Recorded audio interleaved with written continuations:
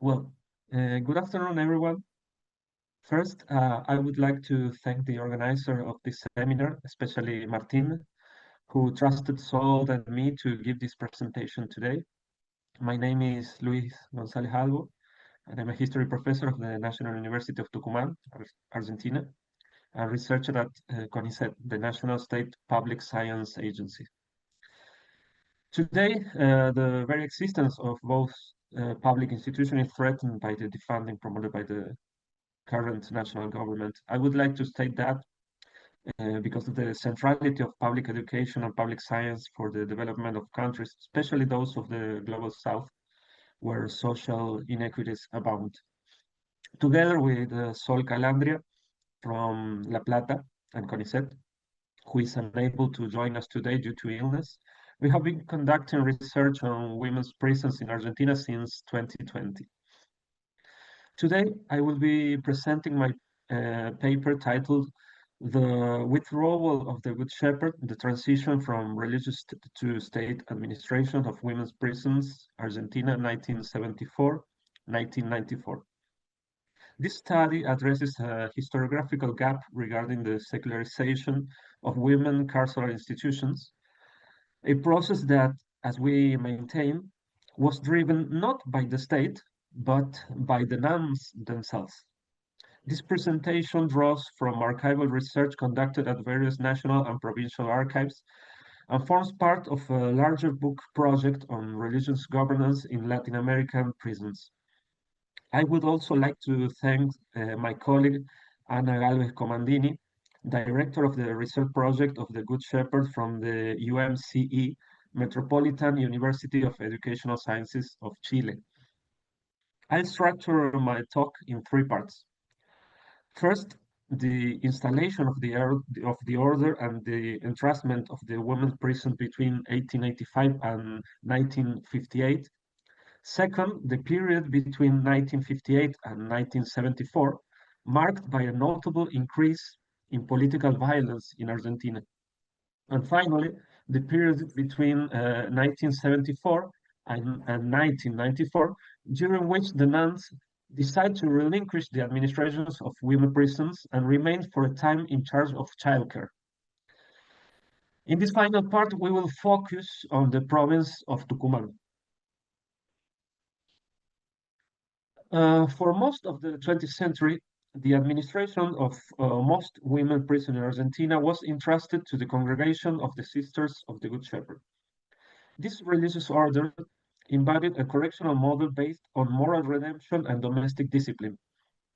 Between 1974 and 1994, however, this religious-led system gradually gave way to a direct state management. This was a profound institutional shift, yet it remains understudied. A rich body of literature exists on the history of prisons in the first half of the 20th century, on political repression, on prison activism, and on the gender experience of incarceration during Argentina's last dictatorship. Nevertheless, the specific process of secularizing women carceral institutions has fallen into a historiographical void. Scholars have largely focused on male prisons, on political prisoners, or on the broader logic of state terror. The administrative transition from the Good Shepherd Sisters to the state penitentiary personnel has been treated as a mere footnote, if mentioned at all. This silence obscures several critical questions. How religious authority was displaced, what negotiation or conflicts accompanied the transfer, and how this shift reshaped the everyday governance of incarcerated women. This presentation addresses this period as a distinct moment of institutional transformation. We argue that the withdrawal of the Good Shepherd was not a decision of the state, but rather a decision of the nuns themselves. Their choice was driven by operational, economic, and management difficulties, which arose from the arrival of a new class of women in prison from 1960s onwards. Well, the Congregation of the Good Shepherd, founded in 1835 in France, arrived Chile 20 years later, in 1855. From then on, its work spread throughout the country as a result of the foundation of houses and monasteries with sections for novices, penitents, convicted women, accused women, repentants, precepts, and boarders, and magdalenas. They arrived in Uruguay in 1876, Argentina 1885, Brazil 1892, Paraguay 1918. This was the expansion of the Chile mission. There were another missions from North America, and they're colored in red in this map. We can see Colombia 1890, Ecuador 1872, Peru 1871, Bolivia 1896, but they are from a different section of the Good Shepherd, based in Canada and the United States.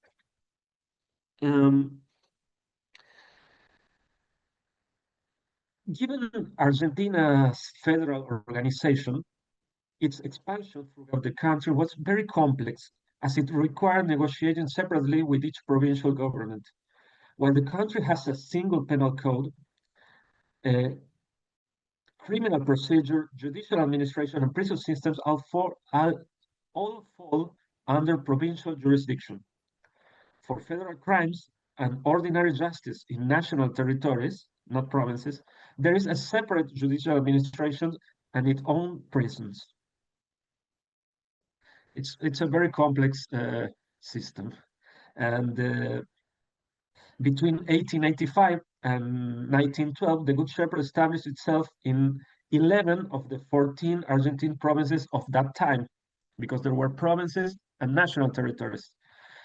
In the same way that the United States make its expansion, Argentina makes its expansion and founded national territories in the places that the states were occupying in the late 19th century. The Good Shepherd sisters began their work by opening houses where they took in minors and penitents, but not accused or convicted women in the beginning. They were not always granted control of the prisons immediately. In the case of Buenos Aires, for example, it proved contentious and it succeeded in 1890. Here we have in red the date when the prisons were granted to the order. They arrived in Buenos Aires in 1885 and they granted the prisons in 1890.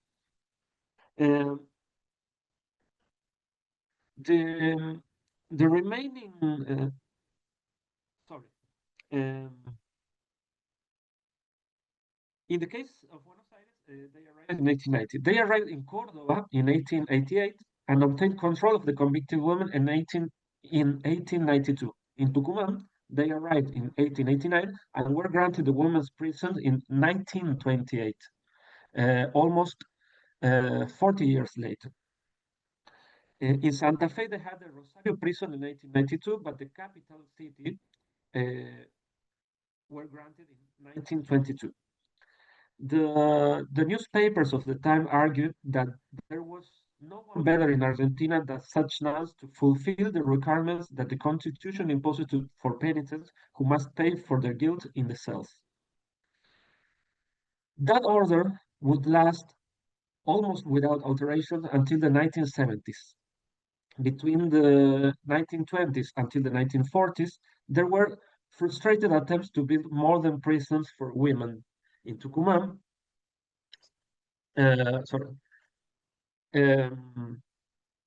A project originally meant for women was ultimately designated for men. In Buenos Aires and Santa Fe, new prisons were built in the 1940s, but they were not administered by the state because they were granted to the Good Shepherd. Then from 1958 to the 70s, as we have said, Argentina's judicial and penitentiary administration was divided in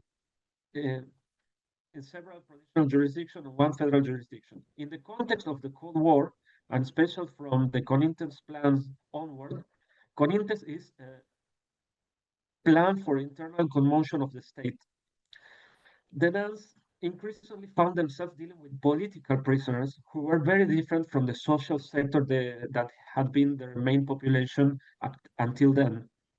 Conintes was a civic military exception regime implemented in Argentina during the constitutional government of Arturo Frondizi in the late 1950s. Formally launched in 1960, it allowed the use of the armed forces, the military, to suppress worker strikes and student protests, considering them as a threat to the national security. It enabled the trial of civilians by military justice, violating basic constitutional guarantees. It was applied, this Corrientes plan, at a time of high social conflict, marked by the rise of the Peronist resistance, guerrilla actions from several small groups of guerrilla, FAL, FAP, FAR, Montoneros. And there was a constant pressure from the military who demanded a firm hand against trade unionism, not just repressing guerrilla, but also unionism. Okay. The national territory was divided into military operational zones. The armed forces assumed the control of the provincial police forces and took an active role in internal repression. Thousands of union leaders and political militants were imprisoned. Local Peronist party branches, called Unidades Básicas, were shut down, and strikes were harshly suppressed. The plan is considered a direct antecedent of the subsequent national security doctrine and of state terrorism in the country between 1975 and 1983. This led to a growth of the prison population, particularly the female population. Between 1960 and 1972, the growth of the female prison population was 3.5 times greater than that of the male population in percentage terms. The proportion of women practically doubled from one woman for every 40 men to one for every 22. And most of these women belong to a different social class that the nuns were used to deal with.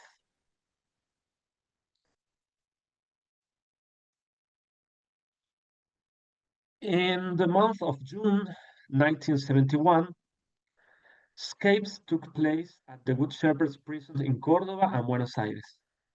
Later, there were further escapes in Córdoba 1973, Tucumán 1973, and Santa Fe 1974. Faced with these situations, the nuns decided to withdraw from federal administration and in some of the provinces as well, like Córdoba.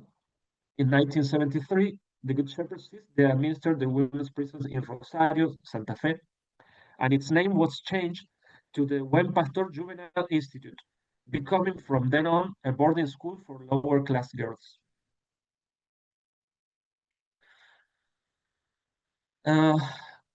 Between 1974 and 1994, we have the withdrawal of the order. In 1974, the Good Shepherd withdrew from the administration of the Buenos Aires women's prisons. The the Federal Penitentiary Service assumed administration and undertook the construction of Unit 3 in Ezeiza Federal Prison. Located in the city of Ezeiza, Buenos Aires province, it was opened in 1978.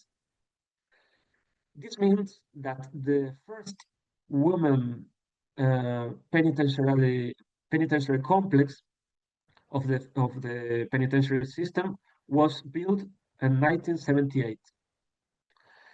Meanwhile, a series of escapes worsened the crisis of religious administration in Córdoba, Santa Fe, and Tucumán. The most serious of all occurred in Córdoba in 1975 when 26 female prisoners escaped.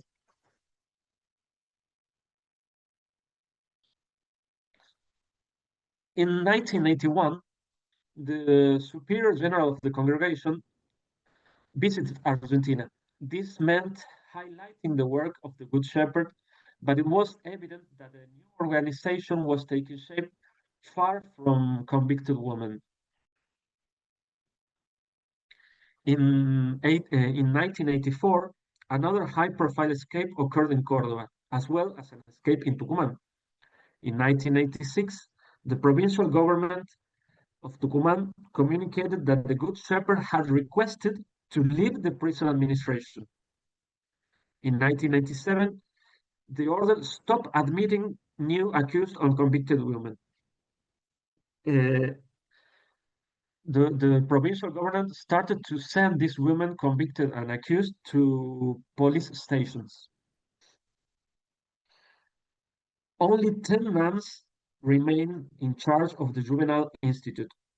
The building was falling apart due to the lack of economic support from the provincial government. The order had always managed its own resources of income.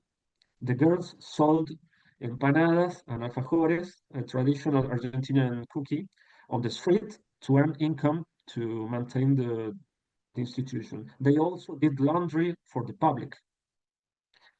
After 1987, the order remained as a school, as a boarding school for juvenile females for another 15 years. Uh, there were another juvenile institutes operating in Tucumán in 1987. In addition to the Good Shepherd, various reception and intervention institutes for minors function under the orbit of the Ministry of State of Social Welfare of Tucumán.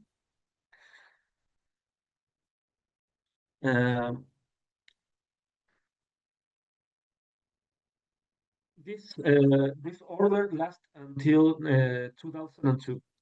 15 years later, the Good Shepherd closed its doors in Tucumán in the year 2002. Its building in the city center remains abandoned to this day. Well, why did it last so long? The religious administration of women's prisons. From 1885 to 1970s in the federal system, and even in the 1990s in some provinces as Tucumán. This was for several key reasons. For decades, the Argentine state did not build or manage its own women's prisons. Remember, Buenos Aires had his first construction specially built for women in 1978 and Tucumán in 1994.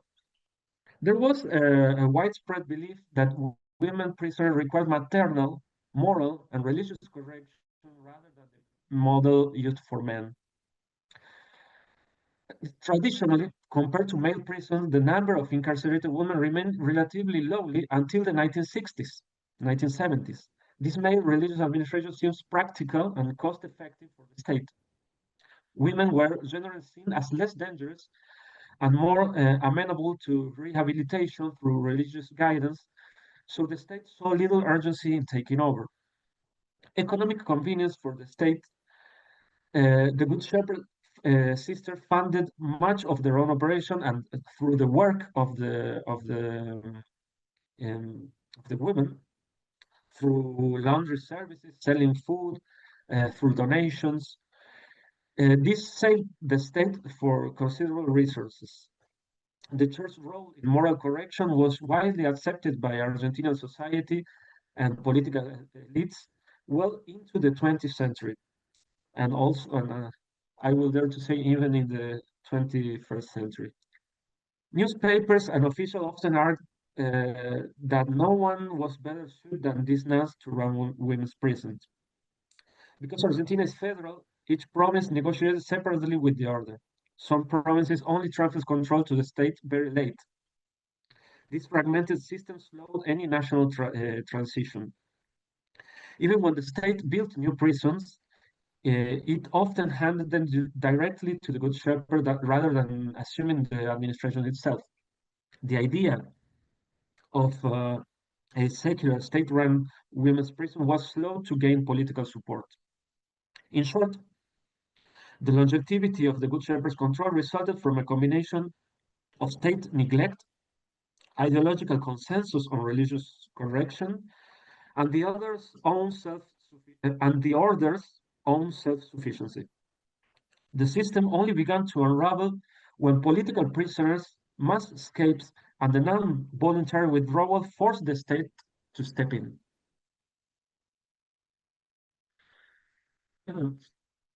This research into the secularization of women's carceral institutions reveals several findings. Contrary to common assumptions, the transition from religious to state management was driven primarily by the nuns themselves, rather than by a state-led initiative. The congregation of the Sister of the Good Shepherd made a strategic decision to relinquish prison administration due to the mounting operational, economic, and management difficulties. A primary catalyst for this withdrawal was the emergence of a new class of female prisoners starting in the 1960s.